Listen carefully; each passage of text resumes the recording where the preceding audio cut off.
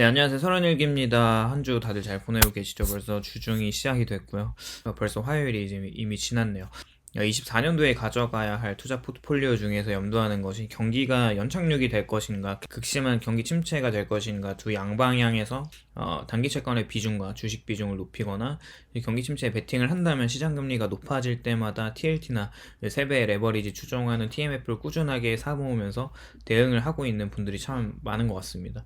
우선 결론적으로 지금 레벨에서 TLT나 TMF를 꾸준히 모아간다는 것은 결국 24년도나 25년도까지의 시간이 좀 있으면 좋은 성과가 있을 거라고 생각을 하고요. 여러 가지 장기채에 대한 리스크들이 여전히 존재를 하고 있죠. 인플레이션이 잡히지 않는 것, 탈세계화와 중동 전쟁으로 인한 유가, 에너지들이 폭등할 수 있는 것과 홍해 공급망이 마비가 되면서 공급망에 따른 선박 운임료의 상승으로 다시 공급망에 대한 해소가 문제점으로 드러나고 있어요. 그리고 더 중요한 건 전 세계적으로 긴축을 계속 여전히 하고 있는 중이지만 그 전에 뿌려놓았던 시중의 유동성이 너무 많이 풀려 있고 앞으로 부채를 더 발행할 수밖에 없는 재정 정책들이 더 이상 그동안 많이 내려왔던 인플레이션이 잡히지 않고 이제 다시 상승으로 돌아갈 것이라고 전망하는 이런 부분들이 채권들의 리스크라고 생각을 하고 있어요. 저는 여전히 4.2%의 10년물 금리는 지속적으로 분할 매수를 들어가기를 권하고 있고 저도 그렇게 하고 있어요. 어제 채권 금리가 4.1%대로 상당히 많은 금리 하락을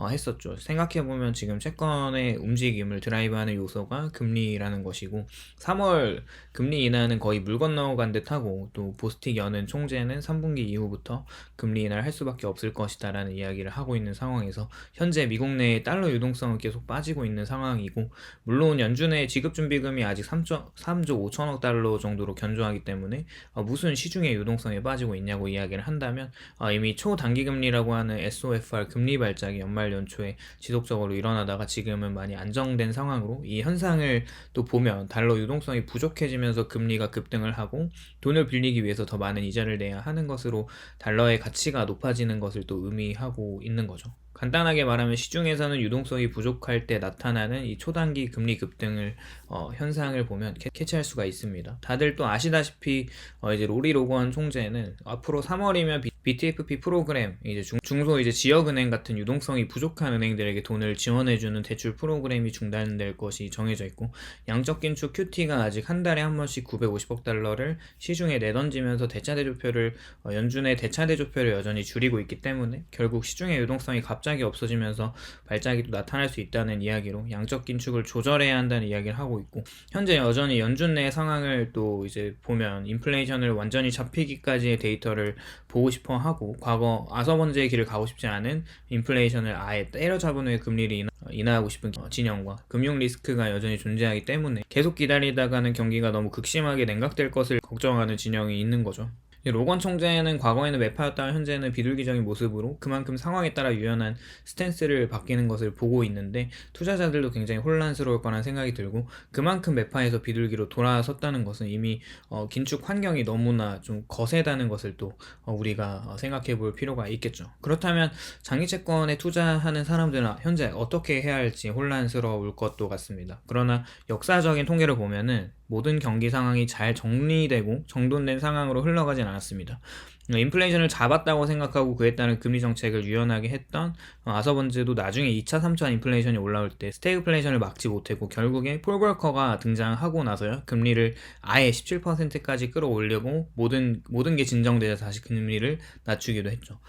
그렇다면 금리를 인하하는 부분이나 경착륙이 와서 금리가 내려가는 구간에는 장기 채권의 수익률이 어떨지 한번 생각을 해보면 좋을 것 같은데요. 현재 페드워치에서는 4.5% 정도의 금리 인하를 올해 기대를 하고 있고 25년도에는 3.5%까지의 금리를 전망하고 있어요. 물론 이게 정확하게 맞을지는 아무도 모릅니다. 갑자기 인플레이션이 확 높아진다면 금리를 내리기는커녕 이제 올릴 수도 있다는 건데 그럴 가능성은 좀 낮아 보이고 갑자기 블랙스완이 나타나서 어떤 상황이 들이닥칠지 몰라서 갑자기 확 금리가 낮아질 만한 어떤 글로벌한 경기 침체 상황이 또 일어날 수도 있는 거예요.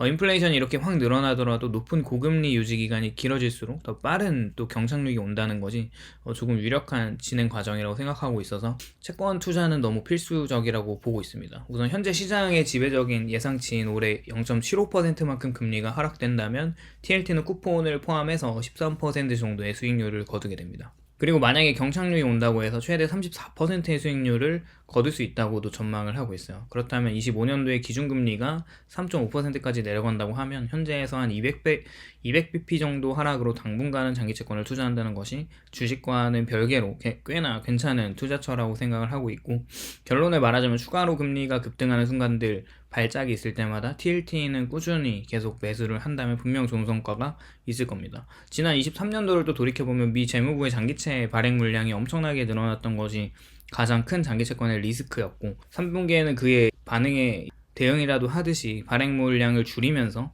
또 이제 채권 금리가 확 낮아졌죠. 올해에는 작년처럼 갑자기 확 늘리지는 않을 거라는 생각이고, 한번 시장의 매운맛을 본 이후에 똑같은 리스크는 시장이 면역력이 또 생기게 되기 마련이기도 해서 24년도에 재무부의 부양정책이 있음에도 노동시장의 냉각 현상이 미국 전체 또 연은에서 전망하는 또 베이지북에서도 나타나고 있고, 이렇게 공식적으로 얘기를 하고 있기 때문에 23년도처럼 깜짝 GDP 급등이 일어날 수 있을까라는 생각을 또 해보고요.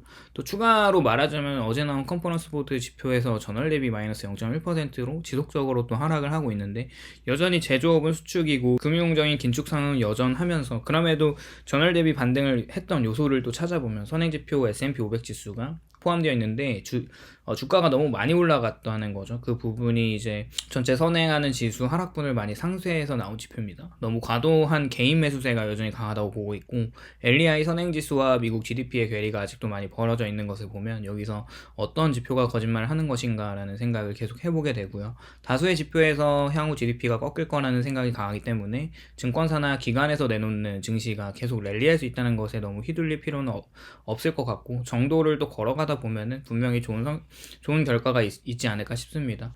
밖에는 이제 태풍이 오고 있는데 굳이 배를 타고 나갈 필요는 없는 거죠. 오늘도 시청해주셔서 감사드리고요. 도움이 되셨다면 좋아요와 구독을 부탁드립니다. 감사합니다.